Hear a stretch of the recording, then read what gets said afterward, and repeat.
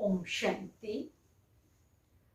आज की साकार मुरली की डेट है 27 मई 2021। मुख्य सार: मीठे बच्चे, अभी विनाश का समय बहुत समीप है, इसलिए एक बाप से सच्ची प्रीत रखो, किसी देहधारी से नहीं। प्रश्न: जिन बच्चों की सच्ची प्रीत एक बाप से होगी, उनकी निशानियां क्या होंगी? तो उत्तर में बाबा ने कम से कम 6 बातें बताई। पहला, उनका बुद्धियों किसी भी देहधारी के तरफ जा नहीं सकता, वह आपस में एक दो के आशिक माशुक नहीं बनेंगे। दूसरा, जिनकी सच्ची प्रीत है वह सदा विजयी बनते हैं। विजयी बनना अर्थात सतयुग का महाराजा महारानी बनना।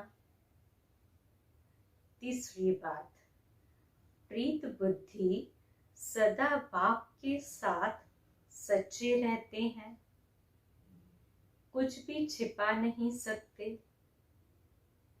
चौथी बात, रोज अमृत वेले उठ प्यार से बाप को याद करेंगे। और पांचवा, दधीची ऋषि की तरह सर्विस में हड्डियां देंगे। और छठवीं पॉइंट, उनकी बुद्धि दुनियावी बातों में भटक नहीं सकती। गीत है, न वह हमसे जुदा होंगे, न उल्फत दिल से निकलेगी। ओम शांति। यह ब्रह्मा मुख वंशावली ब्राह्मण कुल भूषण प्रतिज्ञा करते हैं, क्योंकि उनकी प्रीत एक बाप से जुड़ी हुई है। तुम जानते हो विनाश का समय है। बाप बच्चों को समझाते हैं कि विनाश तो होना ही है। विनाश काले जिनकी प्रीत बाप के साथ होगी, वही विजय पाएंगे, अर्थात सतयुग के मालिक बनेंगे। शिव बाबा ने समझाया है, विश्व का मालिक तो राजा भी बनते हैं तो प्रजा भी बनती है, परंतु पोजीशन में बहुत फर्क है। जितना बाप से प्रीत रखेंगे, याद में रहेंगे, उतना ऊंच पद पाएंगे। बाबा ने समझाया है, बाप की याद से ही तुम्हारे विकर्मों का बोझा भस्म होगा।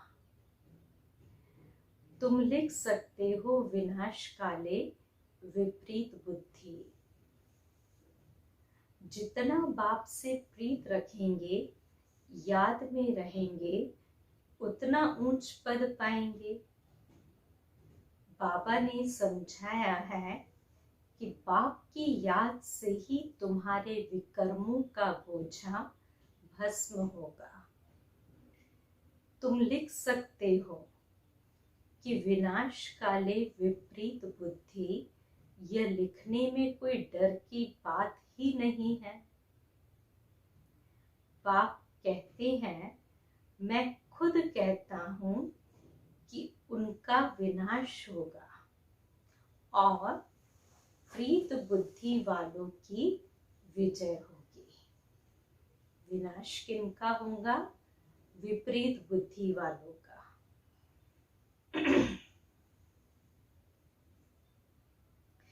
बाबा बिल्कुल क्लियर कह देते हैं, इस दुनिया में प्रीत तो कोई की है नहीं,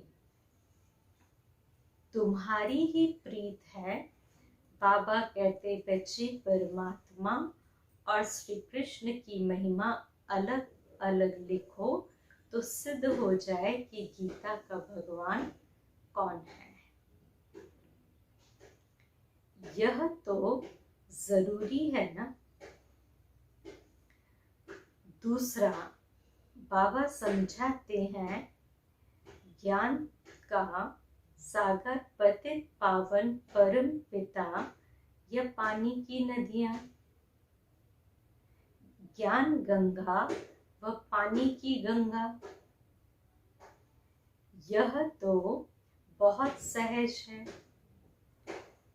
दूसरी बात, जब प्रदर्शनी करते हो तो सबसे पहले निमंत्रण देना चाहिए गीता पाठशाला वालों को। वह तो ढेर है,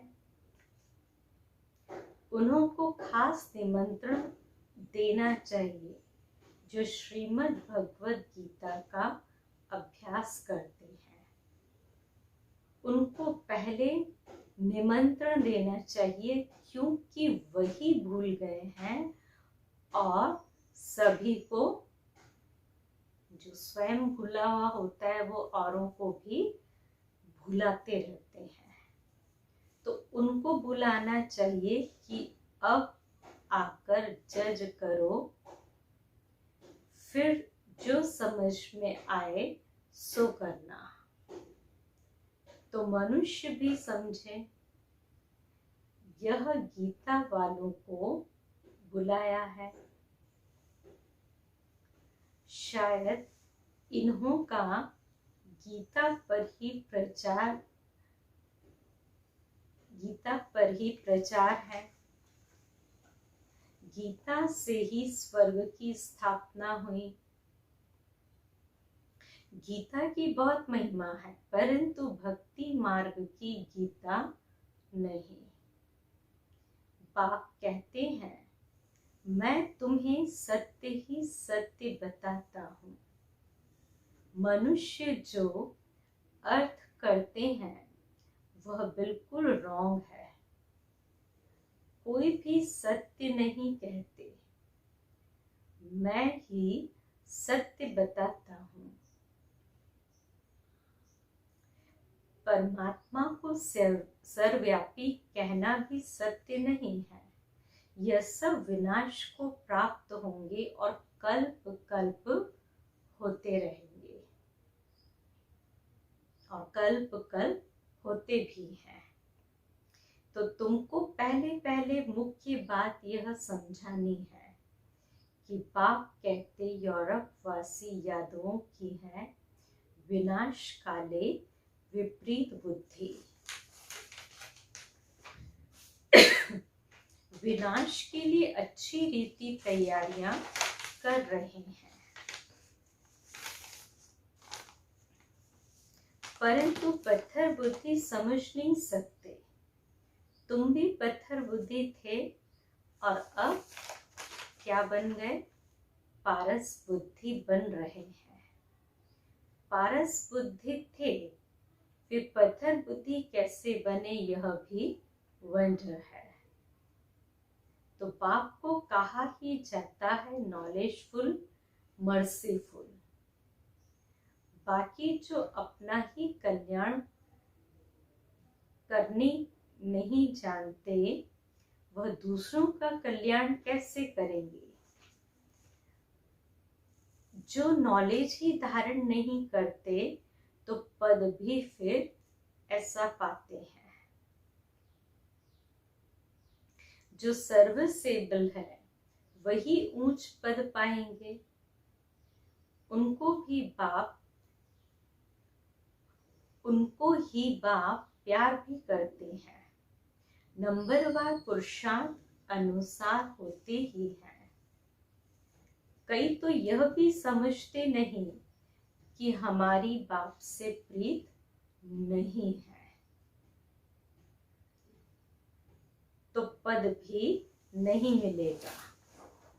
चाहे सगे बने व सौतेले बने, विनाश काले प्रीत बुद्धि नहीं होगी, बाप को फॉलो नहीं करेंगे तो जाकर कम पद पाएंगे।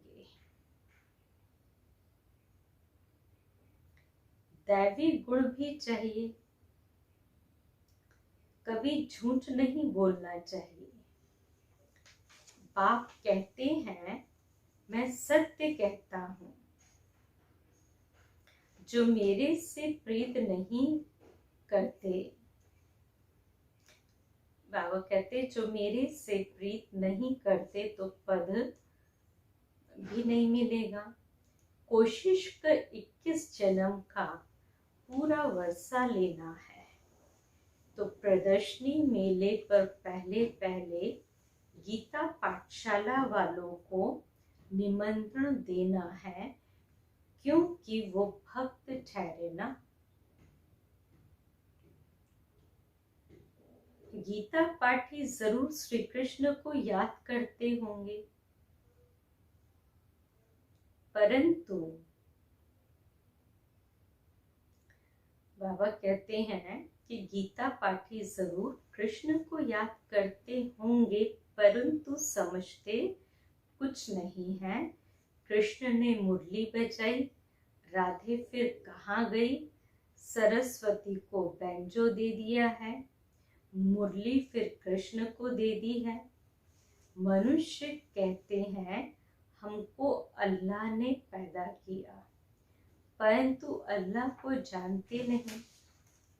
ये भारत की ही बात है। भारत में ही देवताओं का राज्य था, उन्हों के चित्र मंदिरों में पूजे जाते हैं, बाकी किंग्स आदि के स्टैचू तो बाहर लगा देते हैं,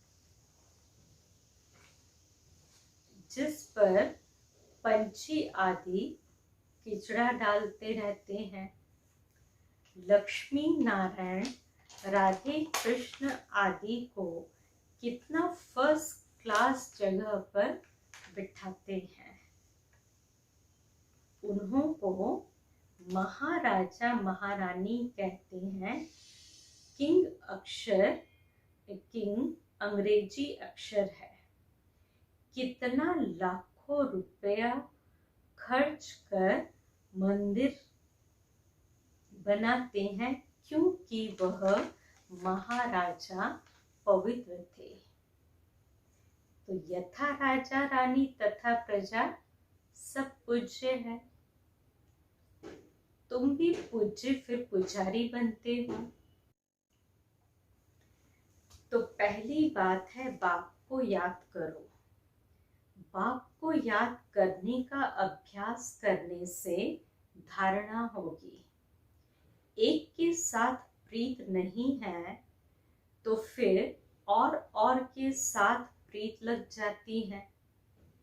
ऐसी ऐसी बच्चियां हैं जो एक दो को इतना प्यार करती हैं, जो शिव बाबा को भी इतना नहीं करती।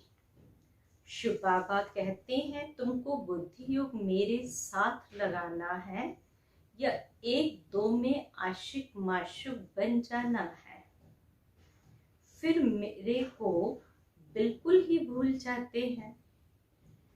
तुमको तो बुद्धि योग मेरे साथ जोड़ना है, इसमें मेहनत लगती है, बुद्धि टूटती ही रहती है।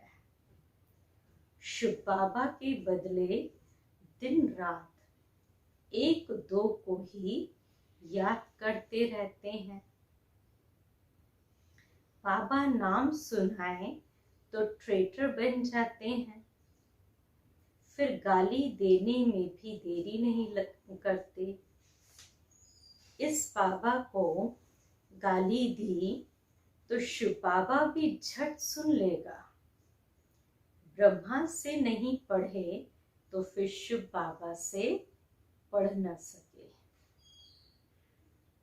ब्रह्मा बिगड़ तो शिव बाबा भी सुन न सके। इसलिए कहते हैं साकार से जाकर पूछो। कई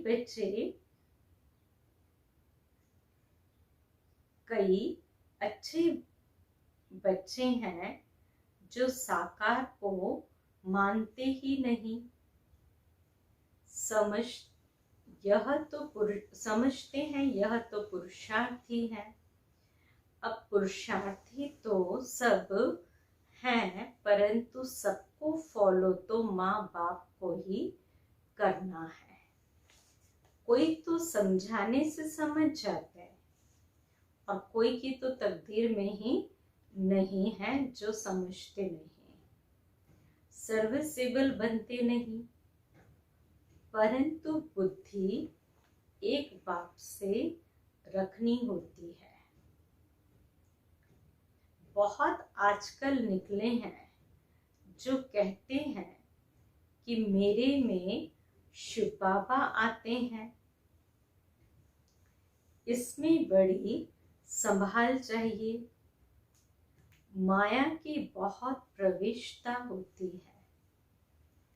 जिनके आगे श्री नारायण आदि जिनमें आगे श्री नारायण आदि आते थे वह भी आज है नहीं।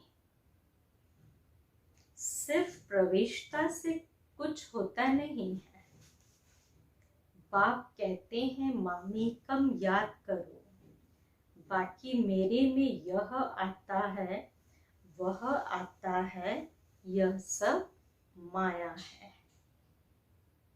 मेरी याद ही नहीं होगी तो प्राप्ति क्या होगी? जब तक बाप से सीधा योग नहीं रखेंगे तो पद कैसे पाएंगे, धारणा कैसे होगी? बाप कहते हैं तुम मामेकम याद करो। ब्रह्मा द्वारा ही मैं समझाता हूँ, ब्रह्मा द्वारा ही स्थापना हुई है। त्रिमूर्ति भी जरूर चाहिए। कोई तो ब्रह्मा का चित्र देख बिगड़ते हैं, कोई फिर कृष्ण के 84 जन्म देख बिगड़ते हैं, चित्र फाड़ भी डालते हैं। अरे यह तो बाप ने चित्र बनवाए हैं। तो बाप बच्चों को समझाते हैं भूलो मत, सिर्फ बाप को याद करते रहो। बांधेलियों को भी रड़ियां नहीं मारनी है। घर में बैठे बाप को याद करती रहो। बांधेलियों को तो और ही ऊंच पद मिल सकता है। तुम बच्चों को ज्ञान देने वाला है ही एक ज्ञान सागर। स्पिरिचुअल नॉलेज एक बाप के सिवाय और कोई में है नहीं। ज्ञान का सागर एक परम पिता परमात्मा ही है और उनको ही लिबरेटर कहा जाता है। इसमें डरने की क्या बात है? आप बच्चों को समझाते हैं, बच्चों को फिर औरों को समझाना है। तो बाप कहते हैं मुझे याद करो तो सदगति को पाएंगे।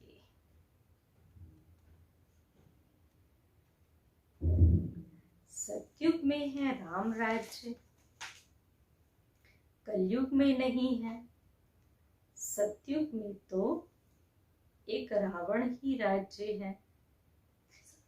बाबा ने कहा सतयुग में तो एक ही राज्य है। मूल बात क्या क्लियर किया बाबा ने कि सतयुग में राम राज्य, कलयुग में नहीं है। कलयुग में तो रावण का है और सतयुग में एक ही राज्य है देवी देवताओं का। यह सब बातें तुम्हारे में भी नंबरवार है।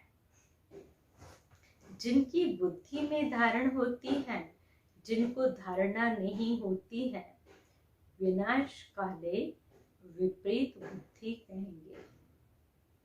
पद पा नहीं सकेंगे। विनाश तो सबका होना है। अब अक्षर कम है क्या? शिव बाबा कहते हैं विनाश काले प्रीत बुद्धि बनो। यह तुम्हारा अंतिम जन्म है। इसमें अगर तुम प्रीत नहीं रखते हो तो पद भी नहीं मिलेगा। सच्चे दिल पर साहेब राजी होगा। दधीची ऋषि मिसल सेवा में हड्डियां देनी है। कभी कोई पर ग्रहचारी बैठती है तो नशा ही उड़ जाता है। फिर अनेक प्रकार के तूफान आते रहते हैं। मुख से कहते हैं इससे तो लौकिक बाप के पास चले जाएं। यहाँ तो कोई मजा नहीं। वहां तो नाटक, बाइस्कोप आदि खूब है। जो इन बातों पर हिरे हुए हैं वह यहाँ ठहर न सके। बाबा ने ये गहरी निशानी बताई कि जिनको बाइस्कोप देखने का खूब माने ऐसा शौक सा है या लत लगी है और इन बातों से हिरे हुए हैं, बहुत आदती हैं, तो वो यहाँ ठहर नहीं सकेंगे। बड़ा मुश्किल लगेगा। हाँ, पुरुषार्थ से ऊंच पद भी पा सकते हैं। खुशी में रहना चाहिए।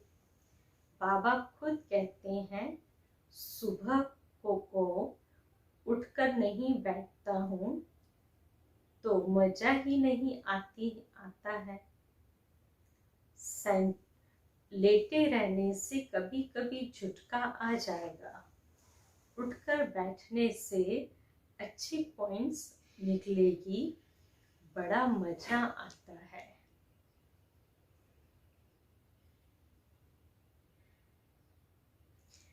अब बाकी थोड़े दिन हैं। हम विश्व की बादशाही ले रहे हैं बाप से। यह बैठ याद करें तो भी खुशी का पारा चढ़े। सुबह तो चिंतन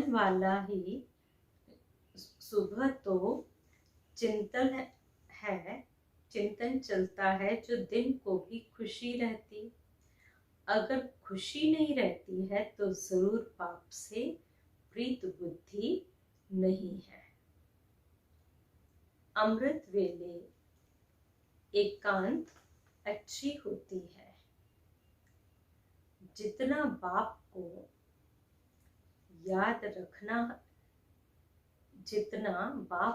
याद करेंगे उतना खुशी का पारा चढ़ेगा। इस प्रकार से ग्रहचारी बैठती है। बाबा कहते कि अमृत वेले एकांत अच्छी होती है। जितना बाप को याद करेंगे उतना खुशी का पारा चढ़ेगा। इस पढ़ाई में ग्रहचारी बैठती है क्योंकि बाप को भूलते हैं। बाप से वर्षा लेना है तो मनसा वाचा कर्मणा सर्विस करनी है।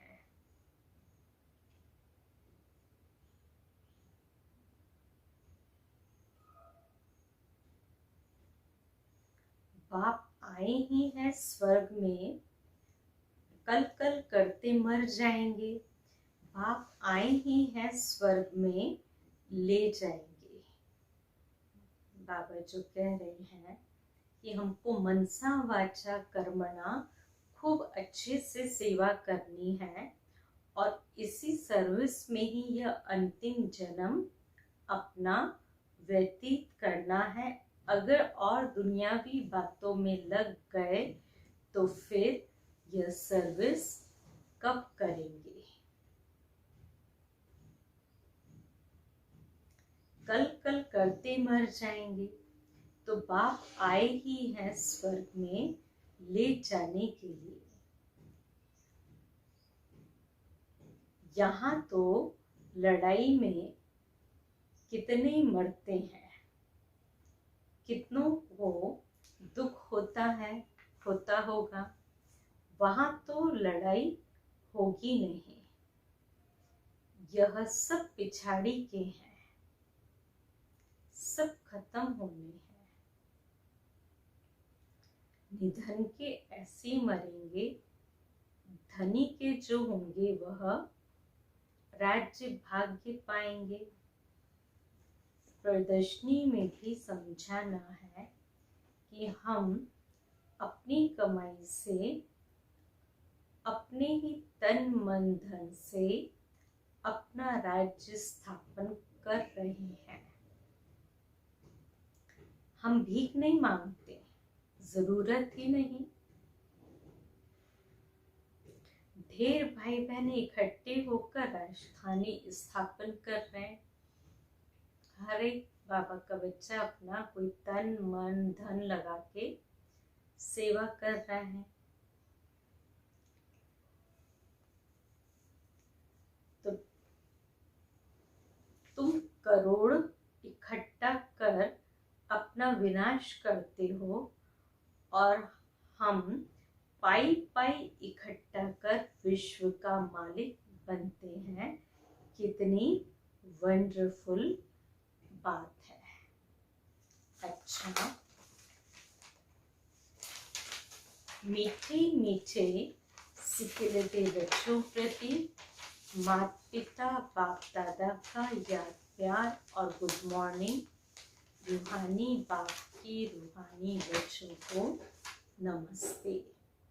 हम रूहानी बच्चों की रूहानी बाप दादा को याद प्यार, गुड मॉर्निंग और नमस्ते। फिर आज की धारणा की पहली पॉइंट, अमृत वेले एकांत में बैठ बाप को प्यार से याद करना है। दुनियावी बातों को छोड़ ईश्वरीय सेवा में लग जाओ। कान बाप से सच्ची दिल रखनी है। आपस में एक दो के आशिक माशूक नहीं बनना है। प्रीत एक बाप से जोड़नी है, देहधारियों से नहीं। फिर आज का वरदान है,